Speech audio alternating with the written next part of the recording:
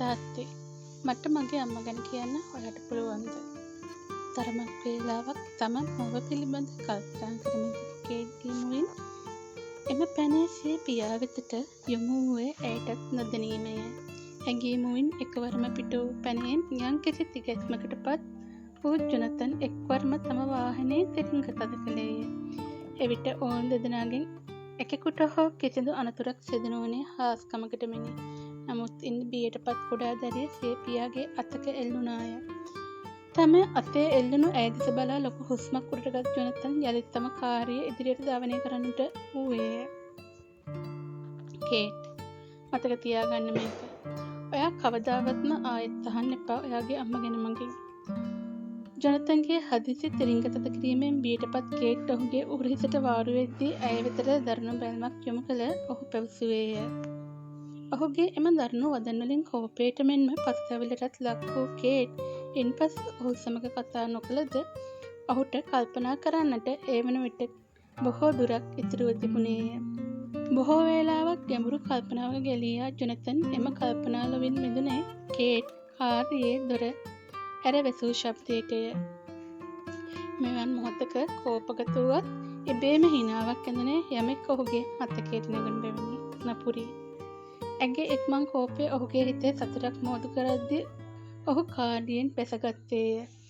වාහනයේ යතුර කලිසම් සාක්කුවේ රුවාගත් තෙතම කලිසම් සාක්කුවෙන් පිටතටගත් අන් යතුරෙන් තම සාප්පුව විවර කරනවා සමග එහි පැමිණියේ ඔහුගේ ගනුදෙනුකාරයෙක්ය.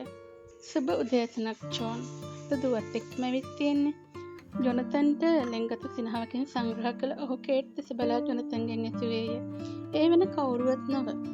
ජොනතන් මෑන්හටන් වලට පැමිණි දිනයේදී ඔහුට මුලින්ම හමු වූ කම්වැසියා වූ රැල්ෆ්ය.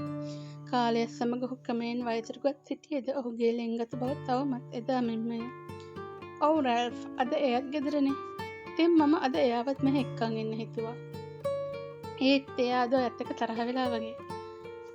කුඩා දැරිය කෝපෙන් තමාවත් මායම් නොකර කඩේ තුළට පිවිසෙන විරු බලා සිටි රැල්ෆ් යළිත් ඇසූ විට ජොනතන් ඔව් කියන්නට මෙන් හිස සැලුවේය.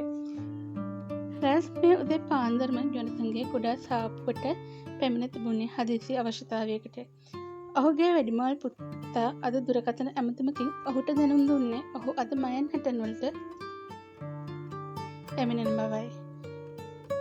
රැල්ෆ්ගේ ලොකු පුතා වන ජේ මෑන්හටන් වලට පැමිණෙන්නේ බොහෝ කලකට පසුවය. එබැවින් ඔහු ඇතුළු ඔහුගේ පවුලේ අයට හොඳ ආහාර වේලකින් සංග්‍රහ කිරීමට උවමනාවක් රැල්ෆ්ට වූ බැවින් ඔහු ලොකු අයිස්ක්‍රීම් කප් දෙකක්, විශාල සොසේජස් පැකට් 3ක්, ඒ වඩාත් පිය කරන අන්නාසි සාඩින් ටින් එකක් සමග දෙමනෙන් පෝතිලක්ද රැගෙන ගියේය. බැවින්ම උදේ පාන්දර පැමිණ රැල්ෆ්ගේ ආගමනය ජොනතන්ට ආශිර්වාදයක් විය.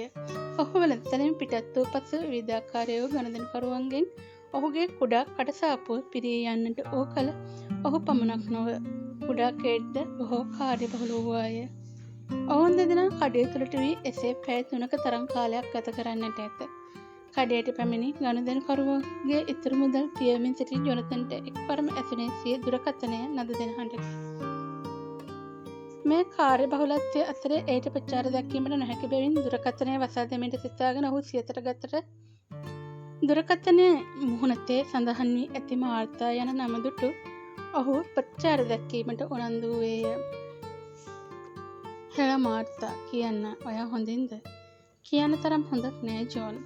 දුරකථනය එහා කෙරවලින් ඇගේ දුක්මුසු හඬ ඇසෙද්දී ජොනතන් තම පැරණි මිතුරියගේ දුක්මුසු හඬ පිළිබඳ දැනගැනීමට විමසිලිමත් වූයේ. මාර්තා, ඔයාට මොකක් හරි කරදරයක්ද? ඔව් ජෝන්, ඔයාට මෙහෙට එන්න පුළුවන්ද අදම? හොඳයි මාර්තා. අපි දැන් මෙහෙන් ආවත් අපිට හවස් වෙනකොට ඔහෙට එන්න පුළුවන්.